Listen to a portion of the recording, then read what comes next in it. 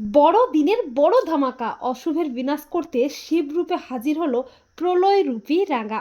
হ্যাঁ বন্ধুরা, আমরা এমনটাই দেখতে পাবো রাঙামতি তীরন্দাজ ধারাবাহিকের আগামী পর্বগুলোতে।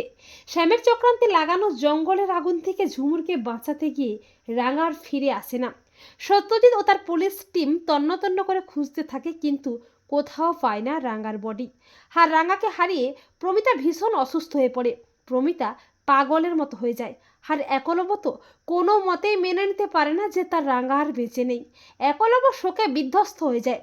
একলব্য বলে, আমি জানি আমার রাঙামতির কিচ্ছু হয়নি, ও একদম ঠিক আছে, ও ঠিক ফিরে আসবেই। আর সাত্তকীয় ময়না তো রাঙার শ্রাদ্ধ শান্তি করার জন্য একেবারে উঠে পড়ে লাগে। অপরদিকে শ্যাম তো একেবারে আনন্দে লাফালাফি শুরু করে। এরপর একলব্য ঘুমের মধ্যে স্বপ্নে দেখতে পায় রাঙা তার কাছে এসেছে। রাঙা তার মাথায় হাত বুলিয়ে দিচ্ছে। রাঙা বলছে যে আমার কিচ্ছু হয়নি, আমি একদম ঠিক আছি রে উড়ানবাবু। একলব্য প্রমিতাকে বলে, মা মা আমি দেখেছি রাঙামতি আমার কাছে এসেছে, ও আমার মাথায় হাত বুলিয়ে দিচ্ছে, ও একদম ঠিক আছে, ওর কিচ্ছু হয়নি। আমার মনে হয় ও জঙ্গলেই আছে, আমাদের জঙ্গলেই খুঁজতে হবে। কিন্তু অত বড় গভীর ঘন জঙ্গলে আমরা রাঙামতিকে কিভাবে খুঁজবো? প্রমিতা বলে, ওই যে মেয়েটা, কম্পাস মেয়েটা, ওকে বলে হয় না? ও তো আগের বারেও ভয়ানক আগুন থেকে রাঙাকে বাঁচিয়েছিল।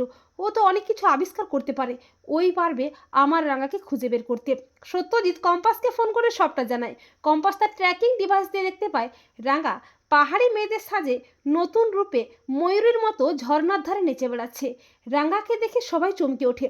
এরপর রাঙাকে ফিরিয়ে আনতে প্রমিতা, একলব্য, পাঞ্চালী ও অঙ্কুর সবাই মিলে যায় জঙ্গলে। আর জঙ্গলে গিয়ে দেখতে পায় রাঙা শিব রূপে ধ্যান করছে।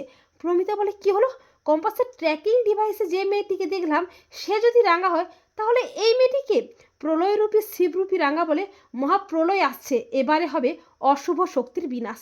তো বন্ধুরা, তোমাদের কি মনে হয়, অশুভের বিনাশ করতে রাঙা কি তবে নতুন রূপে হাজির হলো? আর তোমাদের কেমন লাগছে রাঙার এই নতুন প্রলয় রূপ? কমেন্ট করে এক্ষুনি জানিয়ে দাও তোমাদের মতামতটি।